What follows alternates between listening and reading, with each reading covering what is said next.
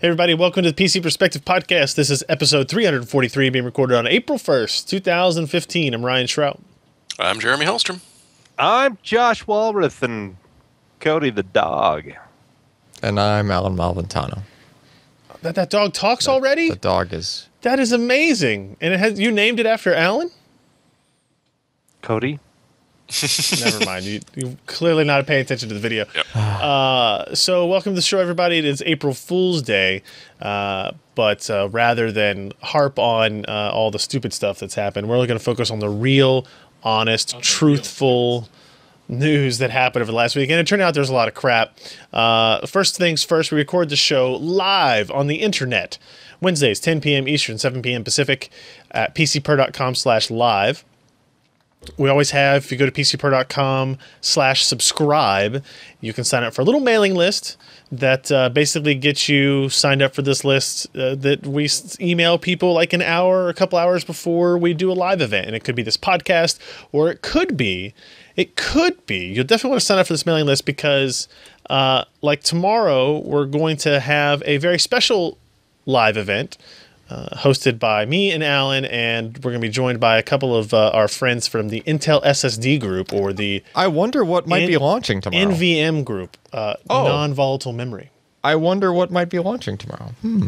The NVM group quickly or like expressly? No, just quickly. Okay. Yeah. NVMG is what it's called, I believe, in their email signature. Non-volatile memory group. So they're going to join us tomorrow. We're going to talk about a little bit about the history of SSDs, how Intel has developed SSDs, and how they've been in it since for a very long time. We're going to announce there will be a new product announcement tomorrow. Not a surprise that there's a video embedded in the post here that will give it away what it is. It's a revolution in solid-state drives, though. I'll tell you that. You should get ready for a revolution, as this video indicates. And now, of course, as we do with these live streams, we're going to give away some prizes as well. We have a pair of Intel 530 series SSDs to hand out, a pair of 730 series Intel SSDs to hand out, and a pair of new unannounced SSDs to hand out. And the sneak peek preview is they're really damn fast, and we think you'll really want to get these products. So make sure you stay tuned or sign up for that subscription page, or make sure you tune in if you're watching this live. Set your calendar now. Thursday, April 2nd, 12 p.m. Pacific, 3 p.m. Eastern at PCPer.com/live.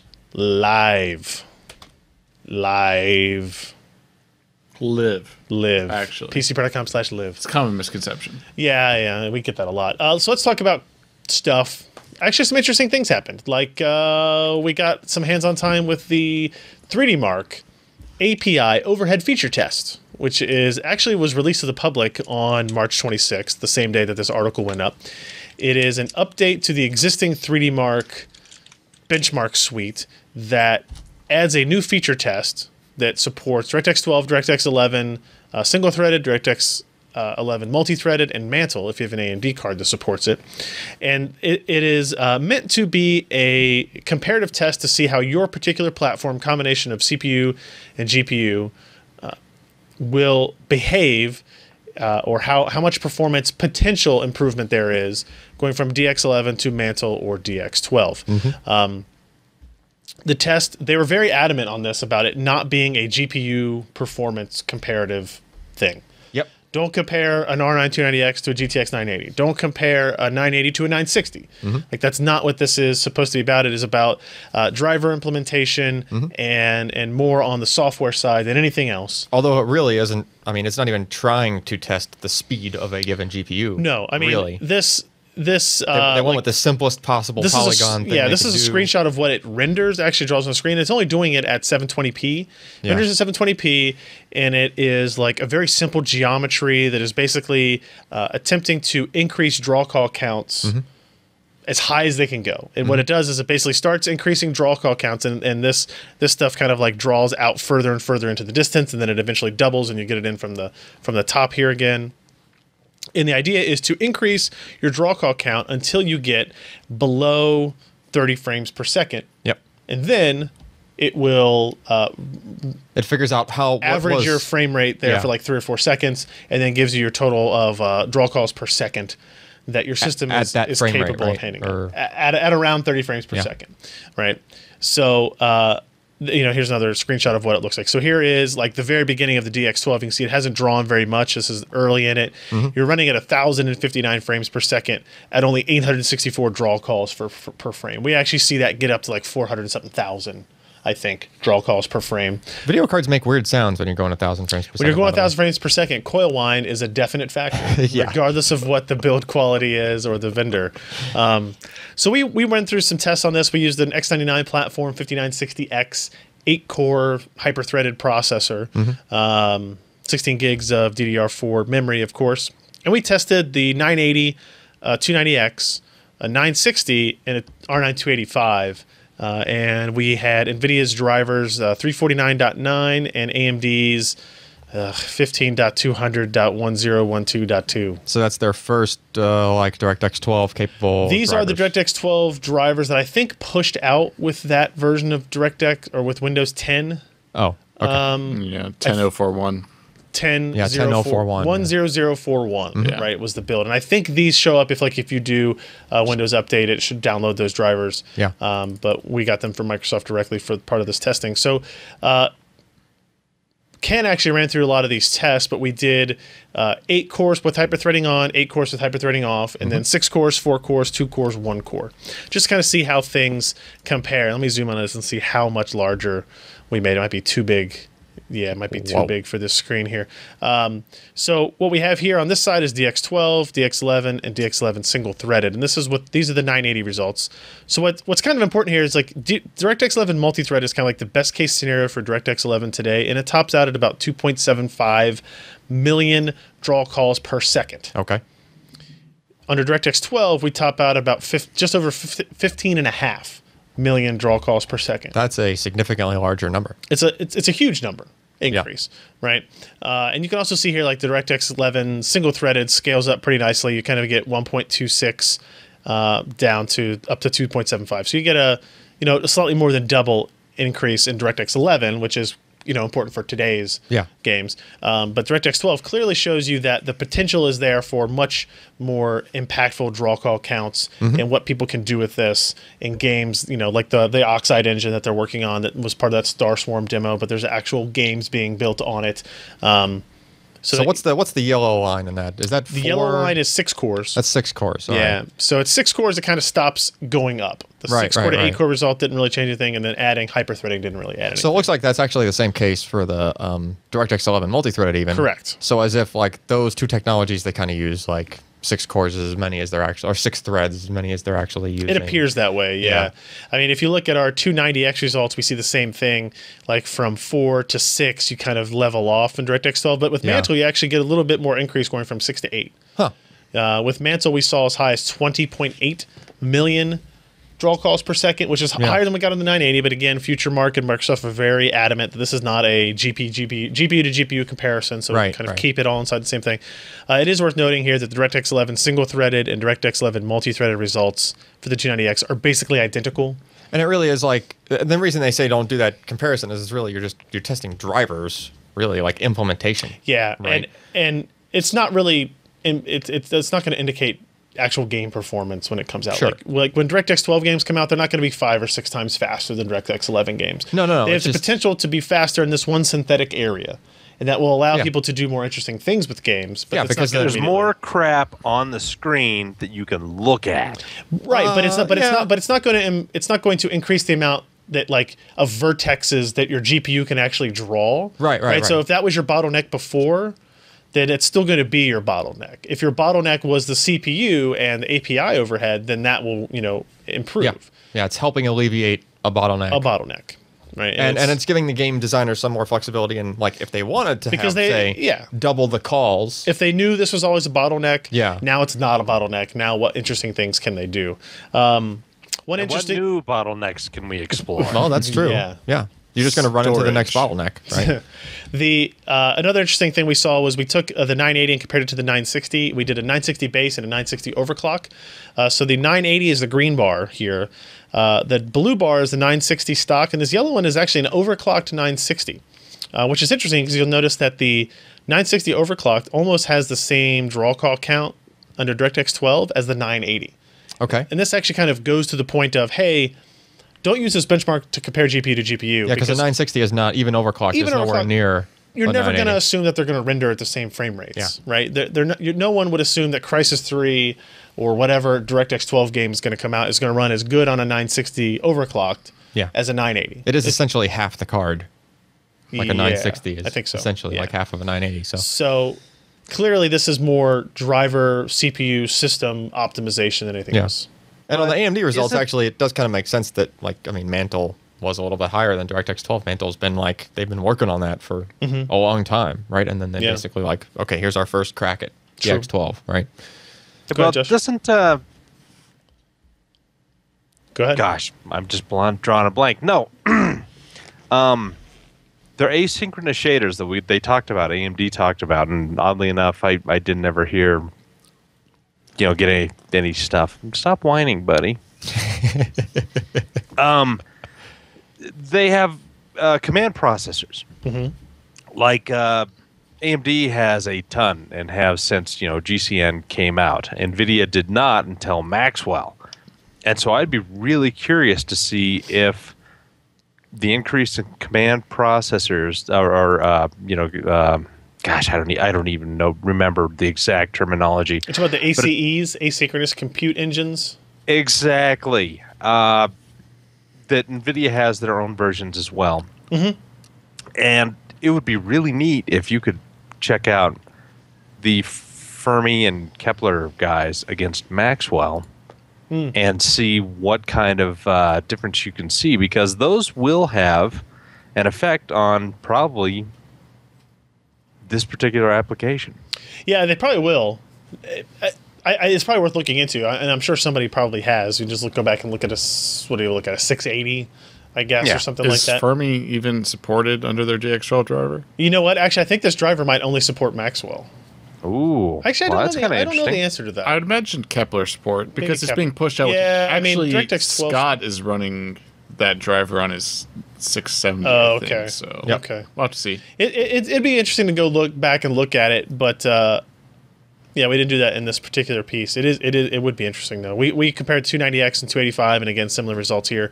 We even ran it on the A10 7850K, the highest performance APU in the world, I guess. Still, and you can see here, DirectX 11 multi-threaded refused to run, but DirectX single-threaded, 500,000 draw calls per second, whereas with DirectX 12 you're getting 4.5 million draw calls per second. So, pretty interesting results there.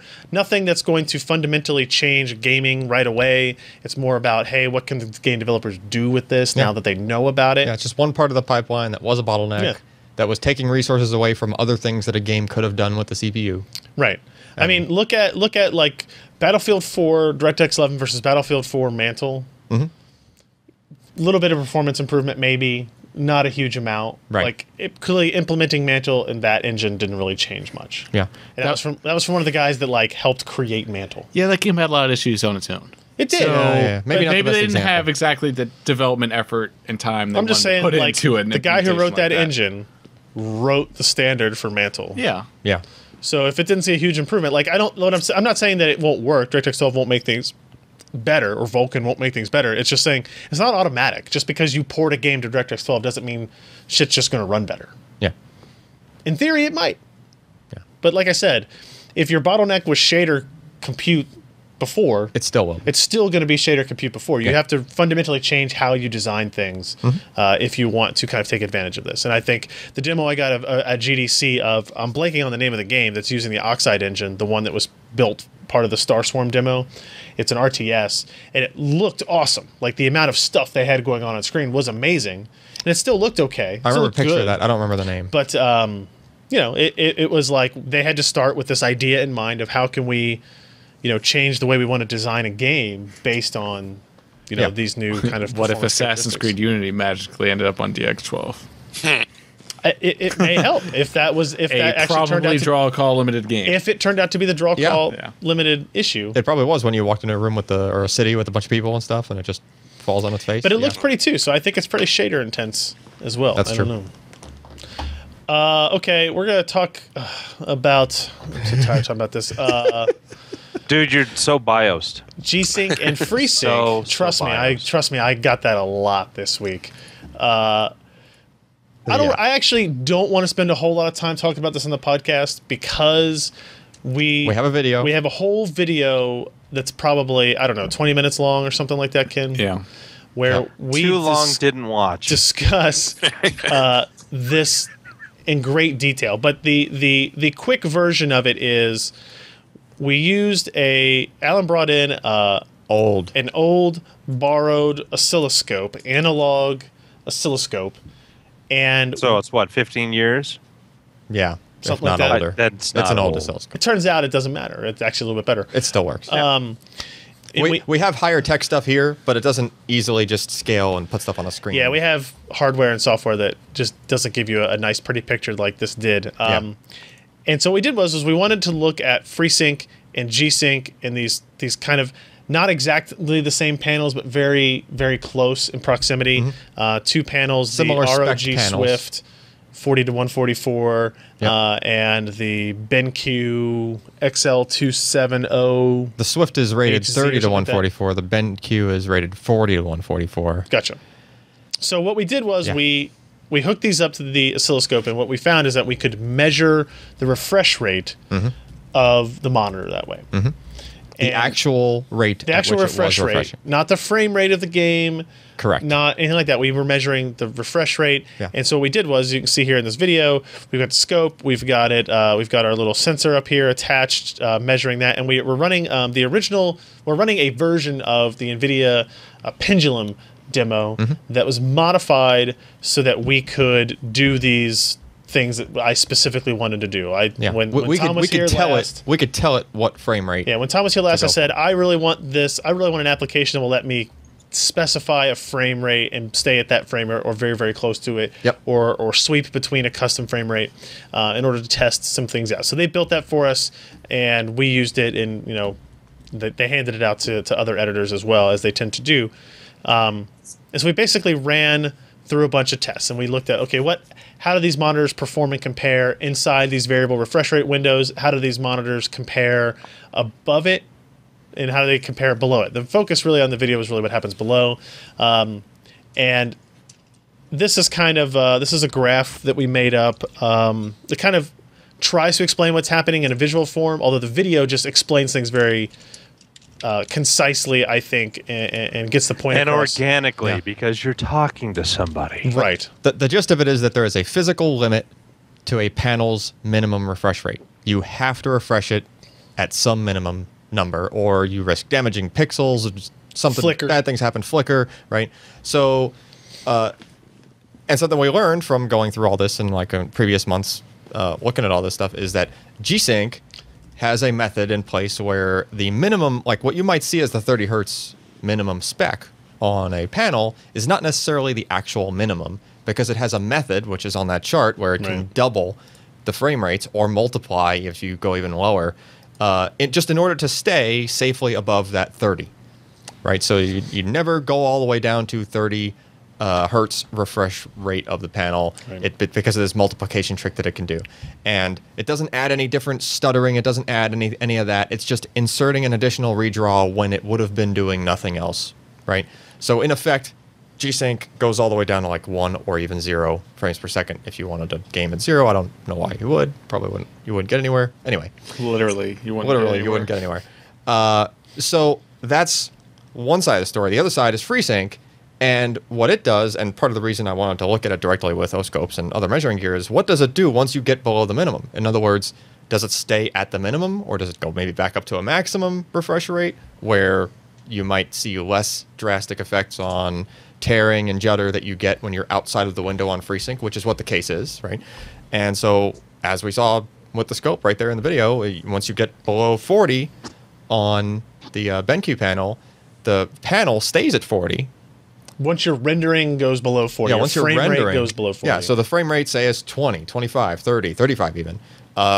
the panel itself stays at the bottom end of the window, right? So it stays at 40, which is significant because the tearing that you get and the judder that you get outside of the window on the low end in this case, visually just looks way worse. It gets amplified because you're at a low refresh rate. Yeah, because you're at a lower refresh rate. It's like, so we have a 30 hertz panel that we do some of our 4K, like just raw benchmarking on. We're not actually trying to game on it. And tearing and judder on that is way worse because of the low refresh rate. Yeah, because it's at 30. Right? It doesn't affect the benchmarks, but it affects your experience dramatically. Yeah, it's painful to watch that panel. So this kind of demonstrates kind of the fundamental difference on the low side between the two technologies, right? And we if you watch the video, and I encourage you to go to do so at our channel, youtube.com/PCPer, or look for this article that is titled Dissecting G-Sync and FreeSync, How the Technologies Differ. And I don't know what else to say. Like that's all there really is at the high end. Like we talked about in the video, at the high end, we think AMD is doing the best. Yeah, is doing better than G-Sync because it allows you to enable or disable V-Sync. Ken looks really confused. We talked about this a little bit last week because Sebastian mentioned like 3.2 pull down and how TVs handle it. We talked about my experiences with FreeSync. No, we talked about frame doubling and frame tripling last week. Yes, we did, but we didn't do this O-scope stuff. We had the other graphic. Well, we had recorded this before the podcast, so we probably talked about the process. Correct. Oh, yeah. So if anyone feels like they're hearing something they've already heard, that might be why. Yeah, true. Okay. Yeah, but on the high end, G-Sync, their initial mantra when they developed that was they don't want any tearing ever. Right. So G-Sync at the high end forces V-Sync on, which is probably not that noticeable as far as judder goes because that's the effect you get with V-Sync on is judder. But at 144 hertz on a ROG Swift, it's kind of hard to pick out. Even you really have to be looking for it, and it's because the frame rate is so fast.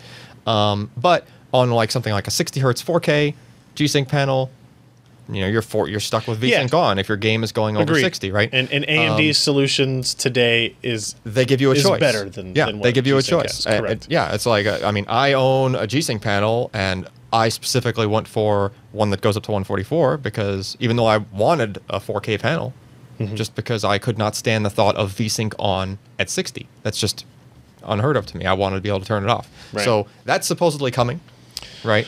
I hope. We hear they are going to make it an option, hopefully, as far as NVIDIA goes. But right now, FreeSync is superior there because you have a choice. You can just turn it on or off, right?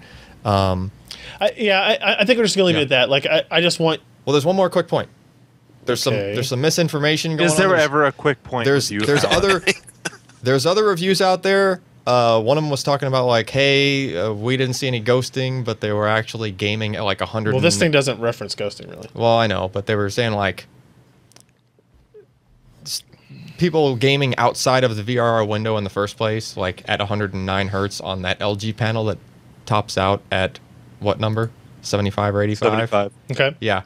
If you're gaming at 109, you're not in the VRR window, so be careful what you're reading as far as like, people saying, "Oh, look, this is fine here. I don't see any judder." Sure, we need to do more work into the ghosting side of things individually. Yeah. We honestly still have to. We need to do like actual relative reviews of the LG and the BenQ panel, and we have that new G-Sync panel here as well. So, yep. I'm sure things will slow down next week, so we'll have plenty of time to get to that. Somehow we've become a monitor review place. Yeah, I know. Josh, Jeremy, any thoughts on this or anything before we move on? I haven't seen it, so can't really say. Yeah, it is something it's very hard to describe. It's very hard to video. We did our best in that video, and people are still not really grasping it. Well, I think a lot of people are, and actually I think I've gotten more positive feedback either in emails or Twitter from kind of that discussion than things we have done in a while, basically kind of maybe since the beginnings of frame rating, I guess, right? Because it's a very complex topic, and we tried to break it down, and we did that whole thing with we're going to show you the animation of the O-scope and the frame rate in the same window and demonstrate things that way. I don't know. Go ahead, Josh. Display technology is not perfect, and I don't think we're going to get there for a little bit, because I think what eventually we may be going to, and this is something that I theorized, and I remember talking to Tap about it, and he wasn't entirely sure about my thought process. But essentially, how I feel is that you're going to have the black backlight strobing and whatnot, but until we get to a point where you can program a kind of delta C or a change in color for each individual pixel that can go and change dynamically instead of just like our current LCDs where the LCDs are either closed or partially open or fully open or whatnot for the 3 subpixels, until we can get to the point where you can go through time with constant change with a constant backlight or something going on there. We're going to be dealing with frame some sort issues. Of compromise. What's that? Some sort of compromise, right?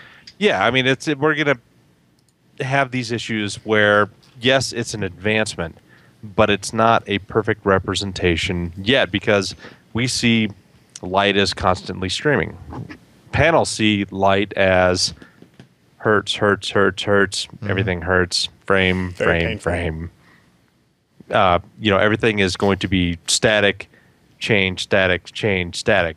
Right. Until we can, kind of apply calculus and have a lot of bandwidth in between your video card and whatever display option is that can change colors through time more organically. Through time? He's getting through time. He's getting super philosophical. He's getting all timey-wimey. I mean, we're talking calculus versus, infinite slices as compared to X amount of frames per second. So does that make sense to you? Area under a curve? Kind of. But for now, exactly. we're still stuck with at least a complex shape and yeah. Did he just Yeah, watch other But brand that called takes a lot of Xeno power. coming out. Integrals? That's gonna take a lot of power. No. Josh is talking about like changing the pixels as the frame is being rendered, like not just finish the frame and draw it out. He's No, talking- not only no. Okay, take. Are we really going into So this you now? take a frame, Are we really doing right? this? You take the second frame. Ryan and doesn't you- want to do this. And you figure out the delta C in between those 2 frames. Yeah. So you don't actually have frames. You just have a constant Transition. change and Oh, transient yeah. of. Do you understand what I think I'm that's talking closer about? than you might believe. I hope it is.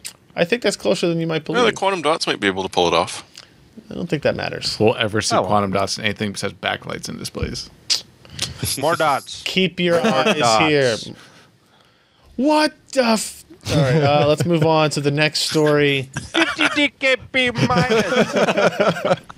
Samsung 850 EVO. You thought it was over, but it's not.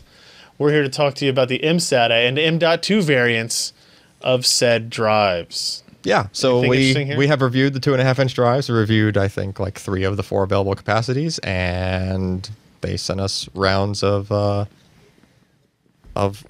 just different form factors, which they just launched yesterday, I think, right? So M.2 and mSATA. The M.2 is not PCIe. The M.2 is M.2 SATA. They use okay. SATA lanes, right? Which basically means that What does mSATA use? SATA. Oh. M. It is the same connector as MPCIe, though. So That is true. Oh, so confused. But it uses SATA. I bet Samsung's really, really anxious to have to make another form factor of these things to sit on shelves. Yeah. So if you have a device that you couldn't fit a 2.5-inch SSD into, and you kind of I do. liked the 3D NAND and the speed of the 850 EVO and how it performed, these perform virtually identically for a given capacity. It's just the flash is just arranged differently. It's packaged differently. There's still the same number of dies. They're still connected to the same controller. Okay. It's just kind of rearranged into a different physical form factor. Is that right? big of a box really necessary for that small of an SSD? It is kind of a thin box. It's very generic OEM with a nice pretty picture on it though. Like it's reasonable packaging for to Isn't protect the drive. I It is just love the a fact bare- that it's a terabyte. yeah, a terabyte on an mSATA, and there's 4 flash packages on that, and Wait it a holds minute. a terabyte. Are these pictures you took? Yeah, So is this right here? Is this a sticker? Yes. that is a sticker. Yeah. On It's the sticker a chip. edition. Yeah, it's on the. It's flash. not an empty pad. It's actually there's a chip underneath it. You mean on the back? It's on top of the flash chip Yeah. on the back. Is it okay? I think. It may not be like over it on the entire area, but it's at least stuck to Okay. the top of okay. one. I was just curious. So you got the 2 M.2s here, the 2 mSATAs. Anything at all stick out in terms of performance? Not really. So okay, so you were pointing to The one that has like the Samsung SSD. there is 850 EVO. nothing behind that. Oh, one. I lied. On the left one, there's 2 chips. Oh, okay. The left side is the 1 terabyte. Okay, gotcha. Okay, so that one has to have stuff in the back. That's what I was concerned about. All right, Yeah, makes sense. The other one's just a 120. So Gotcha. it really does not. Loser. And all of the M.2 form factors, even though it looks like there's some pads there where you could be mounting some chips, Yep. they don't sell a capacity where they have to put chips on the back. Their highest capacity is half a terabyte, and does that there's make any nothing on the sense? back of that one. They don't have the 1 terabyte version of the M.2? They do not. How does that make any sense? Pretty stupid. I'm not sure why they launched them that way. Maybe it's just trying to keep inventory constraints. Like Maybe they're more worried about heat production from doubling the die count on, But it's on- the bigger physical device. You have Yeah, no, more I get room it. for dissipation. I'm with you. all right. So what else? So performance, basically the same. Okay. Right? So you know what you're getting there. Pricing, pretty decent. It goes all the way down to around 45 cents per gig for 1 terabyte. Are write speeds a little bit lower? So the write speeds you're looking at is for the 120 gig. Yes. But I also we didn't included have 120. Oh, we did have. No, I did. Okay, I so included it. yeah. Okay, so the Yeah. 2.5-inch version, 120 gig, right here. Yep, very similar. Very right? similar. Okay. It's basically I the gotcha. same performance, right? Those look similar too. Yep, they're all the way down, similar, right? This is so exciting. Yeah, it's basically that's why it's kind of Look tough at to the get through this graphs. review, It's so right? Because pretty. it's They're Oh my dark. gosh. Look You're at trying my not to thing. say- It's like neon. you're trying not to say over and over again. It's the same thing as the other one, But it's the same thing. But it is. You can even Look see at that that little drop. You can even see the What drop happened there? Okay, so that drop is just typical of an EVO in a certain EVO. capacity because I think it's the 500 gig. yeah. When it gets to that point in that particular test run, the 6 gig of SLC cache becomes run out. full, Ah. and then it drops You to know what? TLC speed My, for my the rest of the 840 test. EVO is running so fast at 75 megabytes per second. Oh, it reads faster than that. Come on. Maybe. It Maybe does. not currently. Maybe I should apply some hot fixes. You need to refresh your. Oh, you drive. haven't.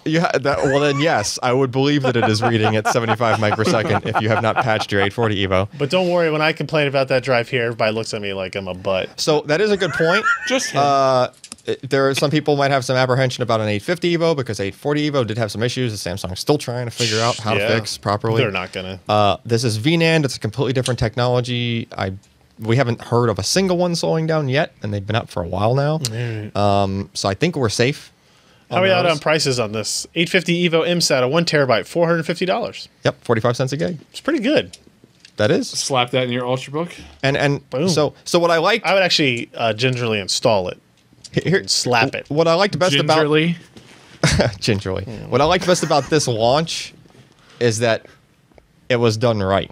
You had MSRPs from the company, same exact prices, not any higher, on Amazon and Newegg on launch day. Everything matched. There it is. You can buy it right It's now. just going to change now. Oh, well, hopefully it'll come down. Right, sure. It most likely will. That's okay. That's fine with me. Yeah. But, nice, smooth launch. I like that kind of thing. And, I'm really bullish on the 850 EVOs. They're good. They're really good drives. They're good cost per gig. Hopefully they put that quote on the box. They're good. They're really It's like a good. 1945 soda commercial. Golly gee willikers, they're good. But the performance, I even threw an 850 Pro in with those results. I'm pretty sure I did. And a lot of the Evo capacities are right up there. So it's, for most of the So time. if you've got a motherboard with an M.2 slot, you could put one of these in there. as If long as it you've has got SATA, it has to Yeah. have SATA. SATA support. Yeah. If you've got an Ultrabook with SATA, M.2, or what the hell uses mSATA? Old Ultrabooks. Other Ultrabooks? And the older motherboards. And, Yeah. Do they? and Yeah. Nooks. There's some Nooks older that had Nooks. it. Yeah. Okay. All right. Well, there you go. There's some new SSDs for you. Yeah. They do exist. All right, and now it's time for the most important story of the week, the Miller Electric 10,500 watt power supply unit that Lee wrote up for us today. It is, You Yeah. can arc weld with it. as a matter of I fact, think we can arc weld with this you one. are very specifically capable of arc welding this. So this is, it's capable of delivering up to 375 amps on the 12 volt rail. Yeah. That's awesome. Yeah. That'll singe you short and curly. So that's like 2 R9 295X2s? Yeah. That might be. That I might be able to get a third in there. This Yeah, actually, that final thought that it's a little overboard for enthusiasts no longer appropriate. this says it can support multiple PCs at the same time. Though. It could. It only requires a 6-gauge copper cables for minimum voltage drop. You could get that Lee case with the two space for 2 motherboards. Yeah. And you can draw all and then the you can same. get 5 more of those cases. It's a little bit on the heavy side. It weighs 79.5 pounds. But So we're it's not like the CRT monitor. responsible for any resistance testing units, which might perhaps catch on fire. It weighs 79 pounds. 79 pounds. You want to know what's really funny? We just got the new IO-Safe in. Sure. Just showed up today. It's the IO-Safe 1515. It's a 5-bay IO-Safe with a RAID inside it. Jeebus. It weighs 71 pounds. We It's could like almost weighs as much. we as should this. arc weld it. You want to arc weld that? Yeah. So let's see how Lee gets into here. So he mocked up how you could power up to 6 PCs. Obviously, you can't run 295 X2s in all of them, but you can definitely do that. But you can see how the copper wiring needs to change based on this much power, right? Yeah. You know, it's typical Molex. You can't just pipe that through a Molex, huh? That's No. disappointing. But that's the power distribution module that plugs into each side of it. It's fairly simple, but it does come with a decent amount of cables inside there. All right. You know, Yeah. here's the inside of a 10,500 watt power supply. That seems overkill. What it looks like. No, that's the inside of a PC. It's got circuit boards. Oh. No, this is the inside of the power supply. Oh, wow, that's advanced. I mean, It's Sebastian's PC. Look at the size of those capacitors. That's awesome. I mean, it's a beefy power supply. You got to have a lot of logic in there to control Yeah. the distribution and everything. Yeah. And look, it's even got that's not gold. It's So, brass, okay, you here's can what you do. clearly You turn it off and unplug it, and then touch your tongue to some of those capacitors. Oh, yeah. All right. Yeah. You could do that. You Well, you're could holding a do light that. good. You could do that once. You've got 6 One pairs time. of terminals here. You've got all that. And let's go through the testing process real quick. He does have the graphs of weights here. It's an important metric. The right. heaviest one we've had at this point was an Intermax Galaxy. It was 3,500 grams. This one is 36,000 grams. Oh, all right. Of That's a weight. bit heavy. Yeah, and here he is kind of testing it. It's hooked up to all the load balancer stuff. It did catch fire for a short period of time, Oh, all right. but he got it put out. It was fine. We replaced that part. It was not a big deal. Strengths, monstrous 375 amp 12 volt output. Can support multiple PCs. Automatic fan speed control. High efficiency. Only a 3-year warranty. I would maybe put that on the weaknesses. The weaknesses he lists here are big, heavy, and expensive, and overkill, even for hardcore PC enthusiasts. Look at that old Look at that old logo. Yeah. Yeah, back in the good I'm old days. disappointed. I really like to see multi-rail PSUs, and I mean, this just won't fit the bill. Yeah. We But need. it's single rail amongst up to 6 PCs. I guess. I'm just going to use it to power my entire rack. I think it's enough. I think it'll be enough. I think it'll be enough. All In right, fact, they're rack mountable. there you go. Yeah. Just make sure you have a very strong rack for that. You know what I'm saying? So now we're going to talk with Josh about process node technology. So It's so exciting. get on your nerd hats, everybody. Tell me why 28 nanometer GPUs are extended through 2015. Because 20 nanometer planar just blows for large designs. All right, cool. Let's move on to the There next. you go. All right, right. I got the thing here. Next. What's interesting about this? Besides these Okay, you know cool what? robots? We have been spoiled. Hey, shut up. And throughout probably the past 17, 18 years, we've had pretty consistent improvements in process technology. We had, I talked about the Voodoo Graphics was a 0.5 micron or 500 nanometer process. We went to 350 nanometer, 250 nanometer, 180 nanometer, 130, 90, 65. And I'm skipping some of the half notes. Yep. 55 and 45, 32, all these things. I mean, they just consistently happened because a lot of smart people were working on this problem, and every 18 to 24 months, we had some really nice improvements. And suddenly, we got 28 nanometer, things were looking good. We got Tahiti, we got Kepler. That was the first. Or was it Fermi? Fermi was there. and then Kepler. Yeah, Fermi was their first 28 nanometer. No, that was 40. Fermi was 40. Yes. But anyway, so yeah, we still had nice jumps every approximately 2 years. And then suddenly it stopped. Intel did a lot of testing, spent a lot of money, and said, you know what, planar transistors are just not going to work here. We have to spend a lot of money on Tri-Gate.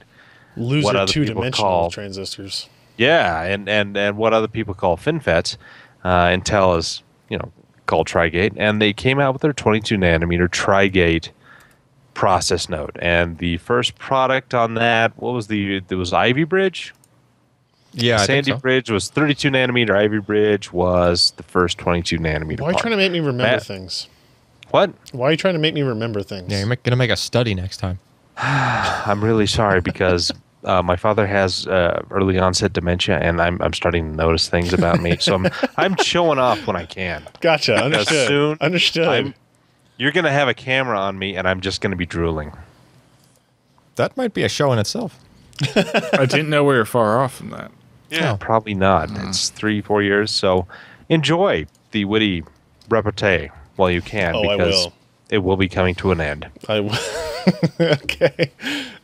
I'll put that so anyway, it was an interesting time because a lot of people who were serious overclockers took Sandy Bridge, took it up to pretty high speeds, and then they're thinking, okay, Ivy Bridge is here. It's 22 nanometer. It's this Tri-Gate. It's this new and interesting thing that can do wonders. Why in the hell can't it overclock as much? Mm-hmm. Why is it producing all of this extra heat at the speeds and voltages which 32 nanometer handled perfectly fine? And we're getting to the point where process technology is becoming so complex, and we are hitting walls in terms of physics that people did not expect to see as early as we have. A lot of folks thought, hey, 20 nanometer planar is going to be perfectly fine for a vast majority of ASICs out there. Come to find out, they start producing them, and there's a lot of problems. Yes, you get the transistor density, but you do not get the corresponding improvement in power efficiency and transistor switching speed at certain voltages. So Intel did get around this by implementing FinFETs at the correct time with their 22 nanometer product. Everybody else way behind. TSMC, they were expecting a lot of 20 nanometer parts 2 years ago. Didn't happen. The first mass-produced 20 nanometer part was the Apple A8, which was about 90 millimeters square and was designed from the outset to be a low-power part. Even though it runs pretty nice and is a fast part, it still was from the outset a low-power part. Now, a GPU, that's not a low-power part. I mean, it is a lot of transistors firing at the same time, creating a lot of heat, requiring a lot of power, and it just is not conducive for these large designs. So this article explains quite a bit about that, not just the process side, but why we are seeing what we are seeing in the GPU market. Namely, we're staying at 28 nanometers from here till the end of 2015, when we might get some process nodes that will handle these larger die size and power requirements. So NVIDIA, the GM200, is that the correct term for this? Titan, almost 600 millimeters square. Yeah. Still, they did a great job in the design. It's 250 watts TDP, 8 billion transistors. I mean, it's a massive part, and I hesitate to even think what the yields are on this product, because 600 millimeter square is about the limit of what you can do with reticle on the process node that they're working on. Anything above that, things kind of get out of focus, your yields are going to plummet. And certainly guys like IBM and other guys who provide really large dies to enterprise class.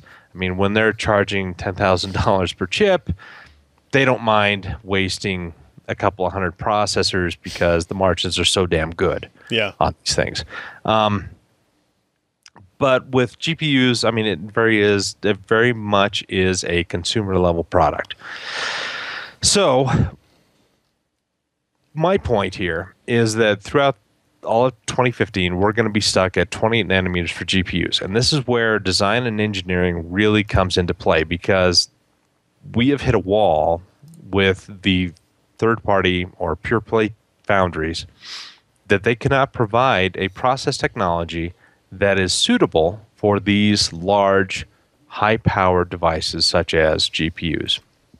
So they've had to really go through, redesign high-density libraries for AMD. NVIDIA did a lot of power-saving stuff with Maxwell. It's really impressive.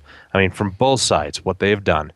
And so my point is that the 390X that we're expecting, the Fiji, it probably will not be a 20 nanometer part. I could be absolutely wrong here. AMD could prove me wrong that they're going for the gusto and taking a big risk by going 20 nanometer, but it seems like 28 nanometer is the better bet. So it's going to be a 520 to 550 millimeter square product. But big, but not as big as Titan X. It's not as big, but the ace up their sleeve is they will be introducing really the first mass-produced consumer-grade HBM or HDM, high-density memory product that uses a 2.5D. So it's got a silicon interposer, it's got the SoC, and then it's got the memory chips beside it.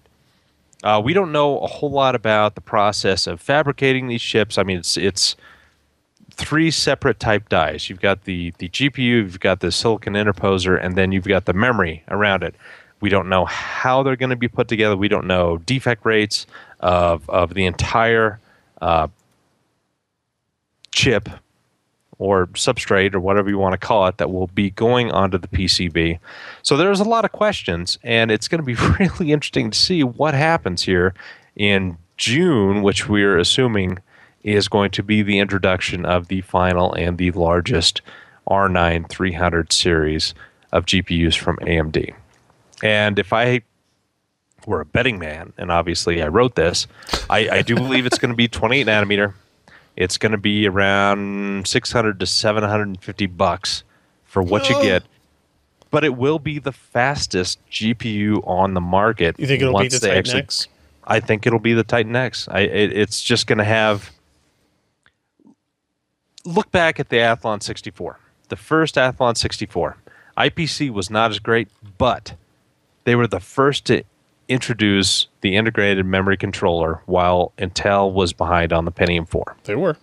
And that was a huge, huge leap. And of course, Intel came back with the Core series, and they kind of won. Yeah. And I mean, they eventually integrated the memory controller, and things were much, much, much faster. But we know about, we know when NVIDIA is implementing HBM. They're going to probably, it's going to be HBM2 with... correct. Pascal in 2016. But AMD is going to have a pretty significant leg up. They will, especially on the high end, it appears. The issue I have with what this strategy is that it's much like with the 290 and 290X, it's going to be high-end play only, reuse existing parts for the mainstream things, the actual stuff that sells in high volume, right? And if they do that here, if the rumors turn out to be true, where Fiji is kind of, it is that $600 part, but that's only going to be a $600 part, and then we see derivatives of Hawaii selling at the lower-end parts, then they don't see any advantages there. So I wonder how advantageous getting that head start will actually be in terms of gaining market share and gaining mind share back. That is a good question, and we also must ask, what are they going to do with the Hawaii? I guess that they're. I just want them to end Tahiti. It's a new respin. It's not a major upgrade, but it's Antigua? No, I think that's the 285 is Antigua. That was Grenada. I can't remember. Yeah, all the new stinking versions. code I don't names. know. Yeah. Yeah, but it's going to be supposedly more efficient.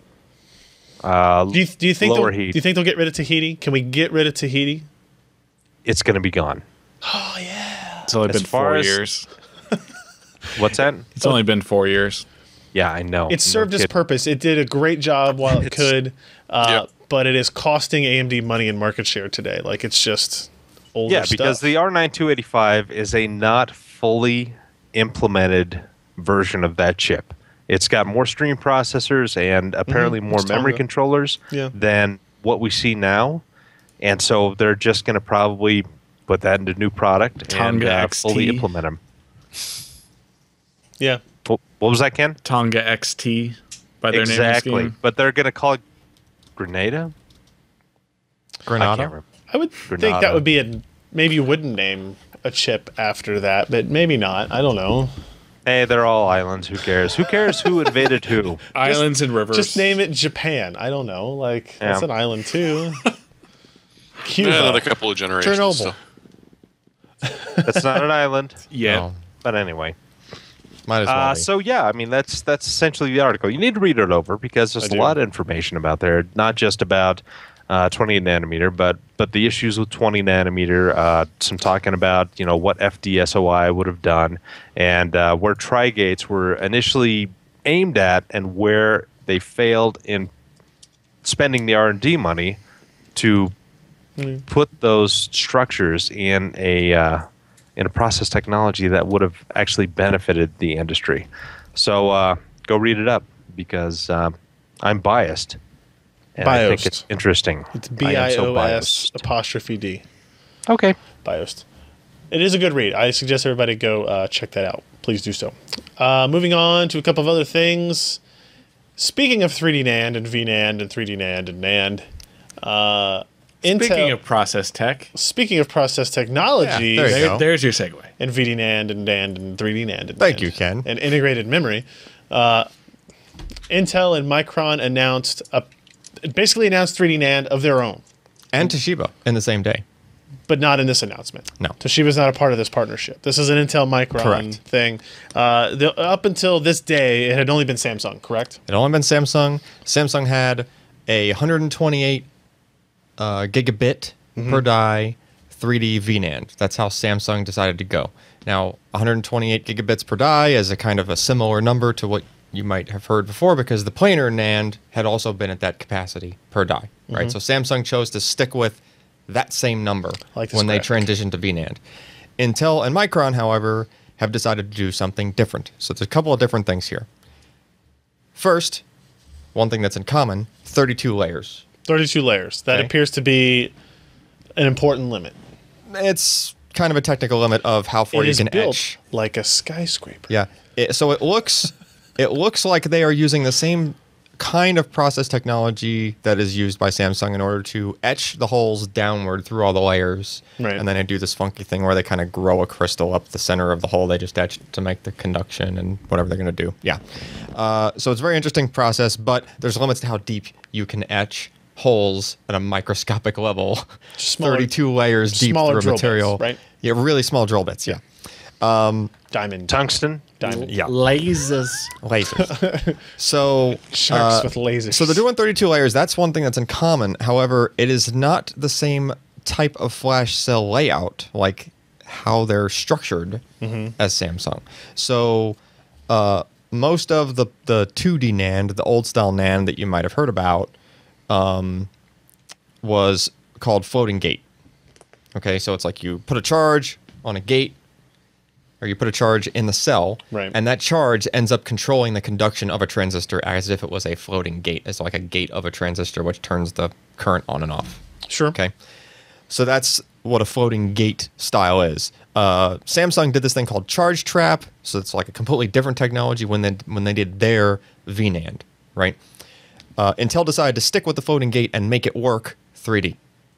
Okay, I imagine that's probably a trickier problem to solve, you would think, because Samsung kind of went a different But route. what's the result? For some Intel's got reason. some R&D money. Intel has, $2.99 billion a year, apparently. They Yeah. can round it up. No. So we don't know the result on like performance yet because we haven't tested SSDs with these in them. Obviously, we don't know if it's faster or slower or like that. But you can get to 10 terabytes.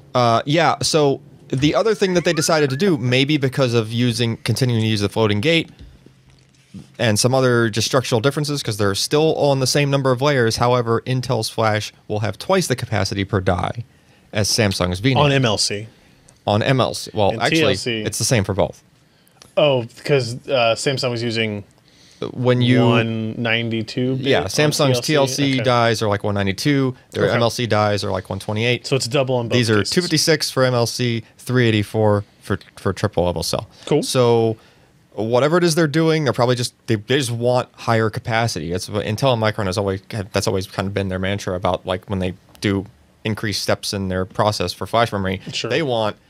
They're not necessarily going for super performance per die. They're going for capacity per die, and they want to put this stuff out in bulk as I agree. to get as much of it out there as Sure. possible, capacity wise, right? So that's that announcement, and that's really all we have so far. And if you took a 2.5-inch SSD, you could fit 10 terabytes worth of this flash in there. That's Is that pretty at cool. 8 channels? Assuming Just that would be like a regular 2.5-inch, package SSD, the one you're used to right now, right? Probably a channel controller. Might take you a while to read and write 10 terabytes at SATA speeds. That benchmark process might take some if time. Oh, only there was a benching new that, yeah. interface that was a little faster. If only there was a new interface coming that might make that more with a lot of yeah. channels and room for That's true. That's true. IDE? We're going back to IDE. ATA 66 PATA. for life. So that's Intel's and Micron's path, and then Toshiba's path. They're doing something kind of different, which I'm not going to get into super detail on, but they're going 48 layers.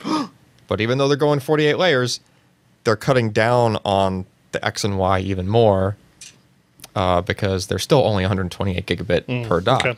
right? So that makes the Intel Micron thing biggest capacity per die out of any of the techs out there, and it's 3D.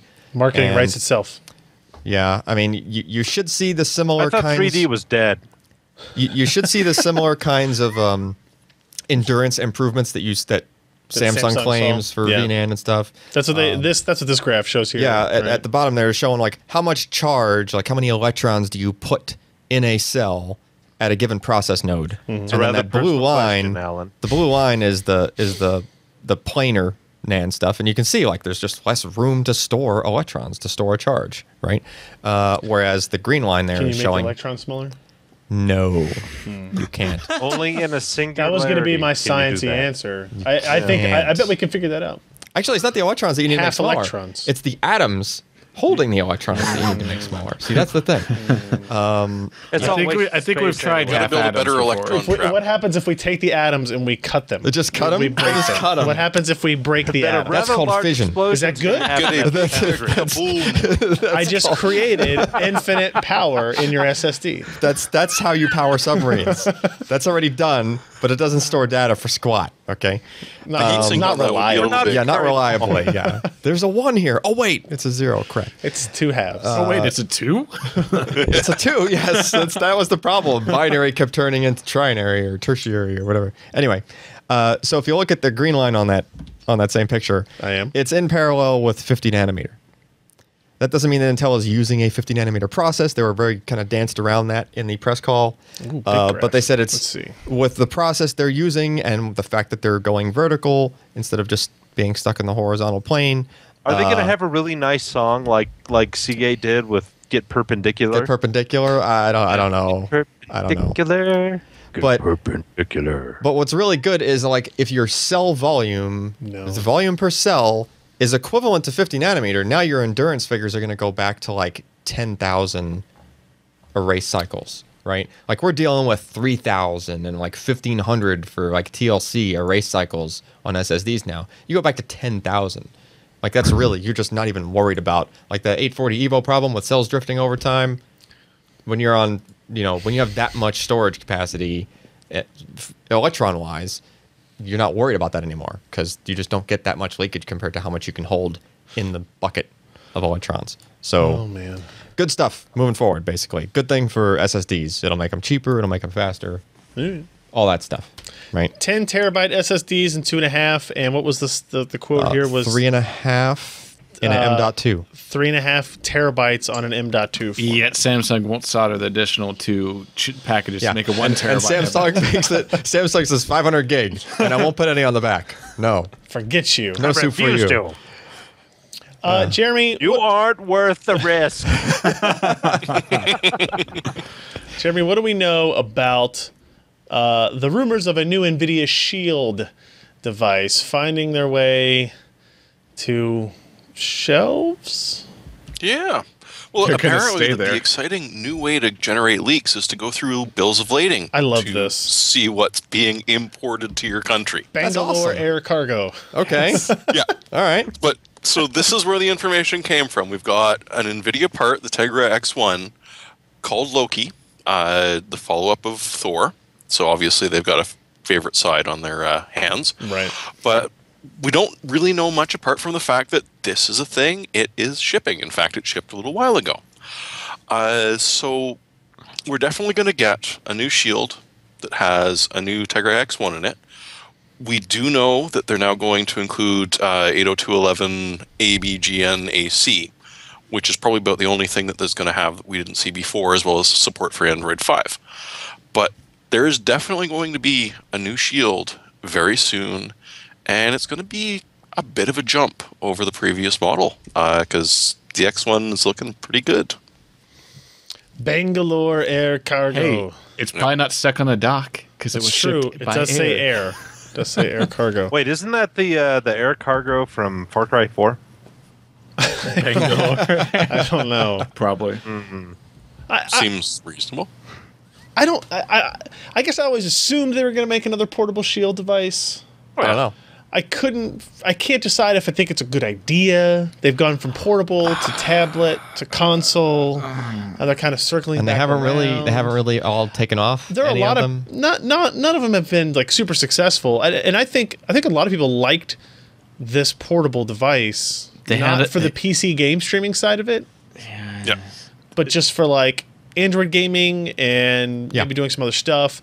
If you make it so that this can be a controller for a Shield console, right? Maybe you get double benefit out of it there. They got a lot of Shield portables sitting in a warehouse somewhere. I bet they do have a lot of Shield portables sitting someplace, but Well, you're using one to balance a table, aren't you? It's holding this foot of this table. yeah. We use it to keep foam boards standing up while we're taking photos. But Yep. But you did play with one of these, or at least a similar one of these, at the beginning of the month, didn't you? the Shield console, so the same Yeah. SoC, and it was impressive performance-wise. Like the games that I saw running on it were really impressive. But like they had Crysis 3 and Doom 3 running natively on Android on it. But I don't want to play those on 5.5-inch screens or Yeah. 7-inch screens. Really, I think that's the other problem. Maybe it'll have a bigger screen. maybe it'll have. 'Cause But what are you gonna do? You can't have a 10-inch screen on a portable device. Like You could have a 7 so guess it's not going to maybe. fit in your pocket. So why can't you make the screen a little bigger than 5 inches, right? I guess. Well, because they want it to be the same size as the console that's attached to it. Well, no. The console is like a TV set-top box, right? Well, no, I don't mean necessarily that. I mean the Shield, like the old foldy game console model. Yeah. So if you made yeah. it 10 inches, it all of a sudden becomes a little unwieldy. Even 7 to inches, try and I think play. that makes it. I think it could do Weird. 7. How big is like the DS XL, the new DS XL? Like how big's that screen? I don't know, but that's territory of being able to fit in your pocket, whereas the Shield is And way it's too a thick. totally different type of game too. Like they're designed for small screens. Most of the games that they kind of brag about and show on these platforms are not designed Yeah. for small screens. Well, I you know think- what they I say, think big that's- hands, big pockets. I think that's what its problem is. Like just generally. Yeah. Like they keep trying to cram these desktop titles onto this device with Now, a very to be small fair, screen. Ken played through all of Portal Yeah. on this. It was a great It was good. experience. Yeah. I played through Portal on a Menus Shield were a little tablet small. connected to my TV. Now see that's that's big And that, screen. that makes sense. yeah. Yeah. But I mean, I played through Portal 1 on the entire handheld in like a sitting, and it was fine. Yeah. The menu text was a little small, but that could be Right, but like like when we first got it, we were playing with Skyrim and stuff like that. It's just like, just the not menus practical. and It doesn't make sense to stuff, me. and the text is all. There's Yeah. probably some. I don't know. I feel like there's a solution there that they could. Maybe A Nintendo emulator. Well, they already had those, Yeah. just not officially, right? they couldn't really market that, as it turned out. Like, is there some scaling they could do in the game stream stuff that would make it more usable? Probably. 1024 by 768. Sweet. Yeah. Just license Pokemon. Just Hey, take off. Solve all your problems. And Nintendo's all about, they're starting to license games for mobile, so maybe there you go. Last couple of things. One is we did a short little video perspective mini review of the LG 34UM95. And when are you going to buy that for me and send it to me? Well, I had to send the one I had here back, so the answer is going to be never. This is a 34-inch monitor, 21 by 9 Is it curved? aspect ratio. It is not. Oh. It's 3440 by 1440 resolution, so bigger than 2560 by 1440 by about Is that 1440 20%. Yeah. Yeah, it's like QH. I don't know what that is actually. I don't know. So it's actually, it was a super nice monitor, and it became very useful for. I can see it being very useful for productivity, Video editing. Or lack thereof. content productivity. creation, right? Prawn. I don't know of any porn that's in 21 by 9 aspect Knowing ratio. the porn industry, it probably exists, but That's true. That's But if what you it's a like wide rule hips, you can just 34. screw with the aspect ratio.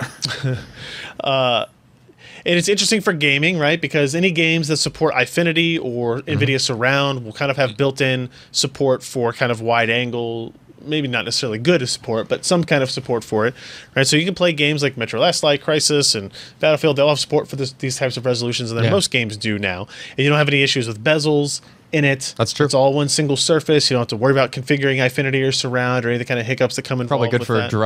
driving simulators, racing simulators like that. And I think you could probably Eyefinity these. you can. And like 3 of them in surround. Crap, that would go all the way around. Yeah. They're pretty close. Yeah. And But it's you're going to need Lee's power supply to power the GPUs. Yeah, to That's do that. true. Yeah. it's a IPS screen, very good viewing angles. You kind of have to have that if it's a ultra widescreen monitor, right? Because you're always looking to the side for the side to actually see it all. Yeah. And it's not as expensive as I thought it was going to be. When it first launched last year, it was probably like $1,200. Now you can find it for like $829. It is a 60 hertz panel. There's no variable refresh involved. That's kind of, as we talk about G-Sync and FreeSync, that's kind of one of the negatives to it, is that it is a 60 hertz fixed refresh, standard panel in that way. Right. It does have support for, it just showed up here in the video, it does have support for 2 HDMI inputs. The HDMI inputs are HDMI 2.0, but they only support 50 hertz refresh. I don't think they're 2.0. That's why. Huh. Oh, If they're okay. 2.0, they would be you're able to right, do you're right. 60 Yeah. So it's just HDMI 1.4a or 1.4, but they are 50 hertz because of the spec limitation. Right. 3440 by 1440. Honestly, I didn't really notice that much when using it over HDMI. It felt pretty good. Right. Like, just for desktop use. Right. You get DisplayPort. Obviously, that's probably what most people would choose to use, so you get the full 60 hertz out of it. It's got Thunderbolt input, so right, you can attach this to your Mac or whatever, and then it has a Thunderbolt pass-through as well. That's actually, so it's nice. yeah. USB 3 hub, which works either through a USB 3 connection directly to it or through Thunderbolt if you just connect Thunderbolt that way. The stand is kind of disappointing. There's no height adjustment. There's very little angle adjustment. It's But like it's clear. see-through. It's like clear acrylic. Yeah, it is see-through. You're right. It looks nice. It just, I mean, It does look nice. It's just not functional as it needs to be. Looks very Apple-y. Yeah, it does. It kind of does. And with Thunderbolt and everything else, it kind of. Yeah. It's got a matte finish, which I appreciate in terms of it's not a high gloss finish. Yeah. Which I think is actually a positive for laptops and monitors in particular. Yep. It does it can dull colors some compared to a bright. You need a better backlight, Glossy basically, to thing. overcome the matte. Yeah. And this did fine, right? Like it was great in our just looking at it, right, in color reproduction and everything. So I really like this monitor. I was sad to have to send it back. LG is supposed to be sending us the curved variant of it, the curved 3440 by 1440. Cool. So we'll see how that compares to it as well. I could see users being more interested in this type of monitor in this resolution than 4K. Sure. I mean, the way LG spec'd it and are selling it, it's a professional productivity monitor, not a gaming monitor, really. Yeah. Sure. If you're going to spend $800 on a gaming monitor, you should probably get like a VRR monitor, be it FreeSync or G-Sync. Probably, yeah. Yeah. And I think most 4K monitors, I would say, should be considered productivity development monitors as opposed to gaming monitors because of the 60 hertz refresh rate. Well, not really the TN ones. Well, that's true. That's true. Yeah. And there are TN variants of this, but I wouldn't recommend getting a TN variant of this because But I mean, this is, No, they're not. I think there are. I don't know. think we have one. No. no, I don't think that's TN. Oh, okay. LG. I don't think LG makes TN panels. Are they the only one that makes 21:9 monitors? Yeah. Yeah. Well, they are. They're the only ones that make the panels. All right. Well, there you go. I think this would be a fine gaming monitor if you're okay with the 60 hertz thing there, right? So check out that video if you're interested. I think it's nice. What do I say here? The 34-inch display with this resolution is about 20% more pixels than a pair of 1920 by 1080 monitors, right? But if you have a pair of 25 by 14s, you're going to give up some pixels. Yep. Right. So keep that in mind as you. But if you have a pair of either of those, you have a nice big black bezel right down the center. It's true. Right down the middle. It's true. That's the 34 UM95. 829 at BH Photo or Amazon.com. People call that the landing strip. All right, Jeremy, our last news story of the day. February 2015 Raptr Games updates. What do you got for us? Well, for every hour you spent playing Battlefield 4, 10 hours were spent playing League of Legends. Wow. It's games I've never played before that are a serious chunk of why PCs exist. You have to respect that League of Legends, World of Warcraft, and Dota represent a huge chunk of the market. More than a third of the gaming. Do you think League of Legends is like one of those where you're not necessarily doing a lot of stuff, like it's social, like in other words, it's the equivalent of a chat room? It's a very hardcore game. No, it's a very it's like StarCraft in terms of so it's just you're in it. You're doing in it. things and managing League and things. Dota are way too hardcore for us. Now, WoW, I would say, is that WoW could be a social game. Yeah, they don't filter out time experience. waiting to get onto the server. Huh. And apparently Heroes of the Storm is a thing. Blizzard just launched their new MOBA, and there it is. bam. Nope. Where'd it go? We'll see how well it does. 13. It's at 13. It took 1% of the hours played from people using Raptr. We'll see if it lasts for a little while, or if, like many other games, it just sort of collapses. I think it went into like wide open beta that month. That's probably why it appeared. Yeah, because this is February. Yeah. Yeah, and it's So I don't think it's out, but I think it was in like a pretty wide, easy to get into open beta in February.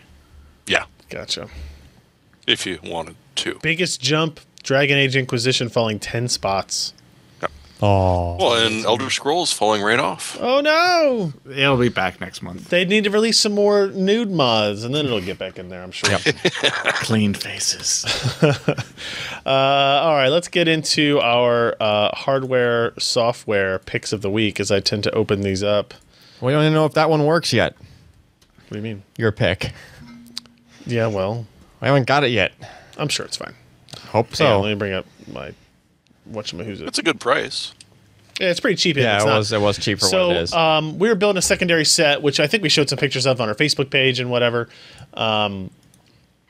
Is Ken gonna? I don't think the camera's on. Ken. I can turn it on. Oh, okay. We were trying to build a second set, and we had some LED lights that we attached to the back of some IKEA shelves, because that's what you do in today's world.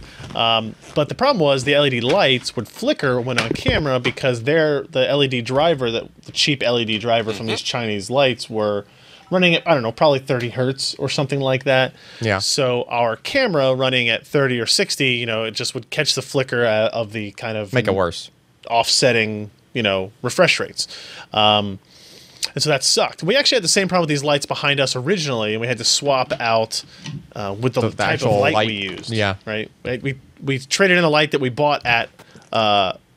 where the hell was that? Guitar Center for ones I ordered off Amazon straight off China boats. Straight off the boat. Right. You should turn the lights on. And yeah, 4870 X2. Actually, the flicker won't show up.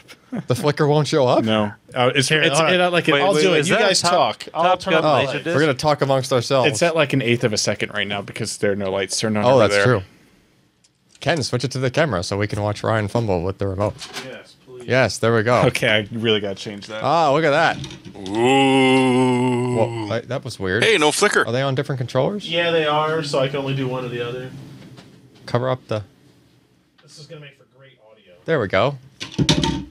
Oh. Knocking stuff over. Oh. I thought you put Blow them on the shit same. up. I thought those were on one, Ken. No. You told me not to overload it. Oh, okay. Good Yeah, job. you can see the flickering.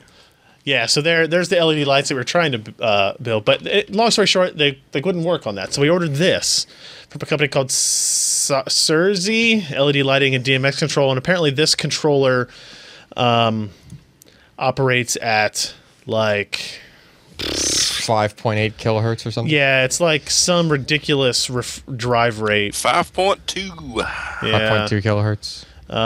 So And hopefully this dumps will out solve. like 216 watts at 6 amps per channel. Well, actually, you have to supply crazy. your own power. Yeah. Right. So the way this works is it gives you, you supply voltage in, and then it supplies voltage out with color control. Yep. So this is just a DMX controller. You're responsible for driving power. We'll figure that out as we go. I'm sure it'll be just Stay fine. tuned. It's just some high power IGBTs that can switch on and off really Yeah. fast. So Yeah, it can so handle. there's- They can handle a lot It of looks power. pretty cool with no front lighting. Now you never know. Like the What's thing in there? the middle over here. What is that? What is that man thing? guy right here? What is that? Klein. That's an is a Intel Triumph? bobblehead holding a chainsaw sledgehammer. Awesome. Think about it. All right. Let's move on to our other pick That's how they cut those dies. of the week Yes. with the sledgehammer. Chainsaw thing, yeah. sledgehammers. All right, who's up next? Jeremy? All right, just pretend it's Half-Life 3 and that April the 1st was not a horrible, horrible thing. Some dedicated modders put together what they're calling Half-Life 2 Update.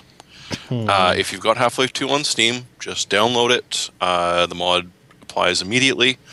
They redid all of the graphics. The whiting is completely done. The volumetric fog is completely redone. Wait a minute. Is these the same guys that did Half-Life, the original Half-Life, and redid it? No. It's a crew, so there is some crossover. Oh, but that was like the Black 100%. Mesa edition or whatever. Like, remember Black Mesa? No, I know exactly what you're talking about. It's sort of the same thing. Yeah. They did do something interesting, which is as you go through it, because some of the original developers for Half-Life 2 are involved in this as well, you get little sort of like a DVD commentary track where you can walk up and you'll see a little icon to click on. Huh. And they'll describe, what they were thinking of as they developed this particular level. So, I mean, there's more than just the pretty remake. There's also some director's commentary along with it. But That does look really it looks good. friggin' gorgeous. Yeah. Well, I mean, it was I'll always say a it looks good-looking better than game. Half-Life 2. Yeah. I mean, Half-Life It 2, does. come on. That's dated. That's a very few years dated now. ago. Yeah. No And kidding. they also pumped in a whole bunch of bug fixes. So if one of the things that was bugging you was some of the weird things Half-Life did occasionally, They probably fixed it. it's worth replaying, and it's about the closest you're going to get to Half-Life 3 for quite a while, Nice. if ever. All right. Josh now, the other Josh. Josh. You know, I like Big butts. cars with have good suspension, and they may not be entirely aerodynamically sound, but they've got really good, big, powerful engines, and you can go off-road racing and go through dirt. Oh yeah, it's Dirt 3 Complete Edition. Finally, they kicked games for Windows Live to the curb. They added all of the DLC into one thing. So if you've already got Dirt 3 on Steam, you're going to get the Complete Edition for free. If not, you got to pay some money, which is not a huge amount. But boy, It's on sale right now. exactly 20% off. Yeah. Dirt 3, you can install it again. Again. Again. Because I mean, it's- because What is you it, like can. 16, 20 gig? I How think old is it's this game? No, Oh, 14 15 gig. Ryan, the issue is size? they turned off the games for Windows Live servers, so you couldn't install the game anymore. Yeah. Oh, I So gotcha. they had to patch it out, and they just I patched it in and put in the see. DLC and gave it to everybody who owned it. Well, Minimum owned it requirements on are still an Steam. Athlon 64 X2 processor or an That's Intel wrong. Pentium D. So what frame rate does that run at on your setup there, Josh? Well, You know, it's still a good-looking game. Oh, okay. And so No, it it's is. what? It's, between 70 and 80. Oh, I mean, it's all right. not over the top. Yeah. That's It never good. scaled with super high-end GPUs as GPUs increased. Oh, so it's like CPU Yeah. limited. Not really. I don't know how to explain somewhat. it. It was odd. Oh. All right, that's cool. So now you can play your game again. Yeah. All right. So, Yeah. I had just done a brand new Windows install the other day at home, and for some reason Skype just started randomly crashing every time I shut the system down. That's because it's Skype. Because they're both owned by Microsoft. So Skype what could go was wrong? being a real pain in the butt. Like really, no reason why I could figure out. It just did it, right? The better question is who shuts down their computer? Well, I if do. you try to reboot it, even remotely, if I'm VNC'd in from somewhere and I try sounds to like have a to bad reboot idea. the computer, it would hang the reboot because it just gave the unhandled exception window sure. would pop up in the middle of a shutdown. That's just ridiculous, right? It would halt the shutdown. So I tried uninstalling it, reboot, reinstall it, same issue. What the heck's going on? I need to uninstall this better, right? Sure. Because obviously I need it Well, you all run gone regedit, somehow. you search right? for every instance of Skype. Yeah, and I don't That's want to go. fine. I don't want to go through the registry myself. I don't want to go find random DLLs that this thing is somehow using that just left behind, right? That the uninstaller didn't take care of. So I found this thing, which has been around for a long time apparently. Revo uninstaller. Okay, so there is a paid version, but the free version got me by just fine. It basically presents itself as just like a regular uninstaller. Almost looks like the Windows box, kind of. It's just like, here's your installed things, right? Okay. But it pulls from more locations than just that, and it shows some more things than what even shows up in just the Windows uninstall dialog, first of all. And then when you go to uninstall, it can follow the regular script that's there for the uninstaller to follow as if it was going to do it, but it also has like an intelligent way of going about scanning for other stuff that it sees might have been linked to it. Okay, to that install. So if you can crank everything up and not really have to worry so badly because it'll do its extra scanning. It'll take a few extra seconds to do it, and then it'll present you with a dialog saying, "All right, here's all the stuff that I can get rid of." Right. So the things that are checked would be like the regular stuff that would have gone if you did a regular uninstall. Do you need Explore.exe? I didn't think so. No, it doesn't. I deleted it. In my case, I used Skype as the example for what. For seeing how good this program would work, right? And I cranked everything up, every option that it would let me do. And when it presented me with a list, you can check each individual thing, or you can just say select all and just, blindly just go for it. But everything in that list was connected to Skype. Sure. Like every additional thing that it found, right? And it found, it must have been 10 or 15 more things than Windows would have uninstalled. Than Windows would have removed if I just did the simple uninstall. And sure enough, I did that, used the uninstall with Revo uninstaller, rebooted the system, reinstalled Skype, problem solved. Right? So one of those things that it found removed and took care of my problem. So really, in my opinion, I'm probably just going to use this. I'm not going to use the Windows uninstaller anymore. Because if I ever have to uninstall something, why would I use that might not necessarily clean up everything? Why not use something that's more intelligent about it? And actually looks for, just remnant registry entries and stuff like that. I'm kind of tired of having separate utilities to do everything. Yeah, I mean, don't get me wrong, the Windows uninstaller works good enough, but in my case it wasn't, and that fixed it. What do you mean by the Windows uninstaller? The Windows uninstall dialog. But that just launches a separate exe. There's no Windows uninstaller. Well, uninstall.exe is a process. It gives you a list of the uninstall packages that have been created by Or installers, MSIS. right? But they're all different packages. There's not one universal framework they're behind. Yes. But if Windows just runs that script, it doesn't necessarily get everything, right? This thing digs deeper and in my opinion gets everything. Gets everything connected with that app. Or it could remove too Java. much. I didn't see it remove really. I'm just saying, you might not want to use it for every application that you're trying to uninstall. That's true. But remember, it does present you with a list. Yeah, but I don't know if I'd be able to understand all the things that it's attached to and what the repercussions are. The list was just put out so simple. It was just like svc host.exe. That sounds like a virus. It wasn't even like that. It was just VNS right in it was just like, here's registry entries, and then it specifically had it bolded Skype in them. It was just here, this is how I figured out what this was connected to. Boom. Yeah. So, I mean, it has a free trial, so do what you want. And it's a free trial, and there's the freeware version as well. I didn't even use the free trial of the professional edition. I just used the freeware version. Oh, okay. Which had enough features to do everything I needed it to do. All right, ladies and gentlemen, that's going to round up and complete our April Fool's edition of the PC Perspective podcast, because it's actually almost not April Fool's Day here. Haha, it was all a joke. I'm deleting this podcast. I wasn't even recording it. Oh, Yep. no. I never actually talked. April Fools, I didn't record it. April Fool's, you're fired. April Fools, Ken's fired. There's actually no one here. So again, PCPer.com/lives, where we record the show on Wednesday nights, 10 p.m. Eastern, 7 p.m. Pacific, or whatever time it happens to be in Taiwan, for example. I don't really know what it is, but it starts at some time in Taiwan. That's why we have a countdown timer on the right-hand side of the page.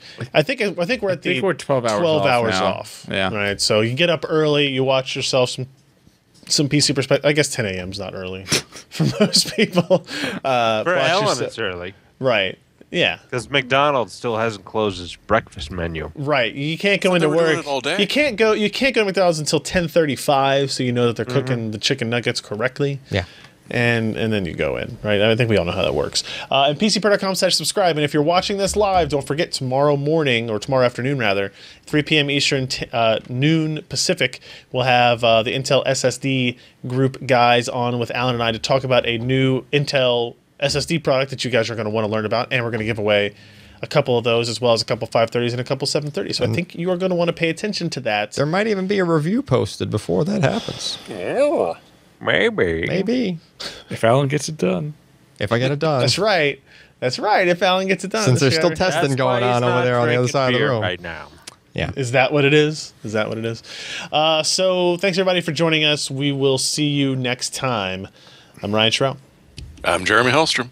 I'm Josh Walrath, but the puppy went away. And I'm Alan Valentano. Not a puppy. Root for the Wildcats.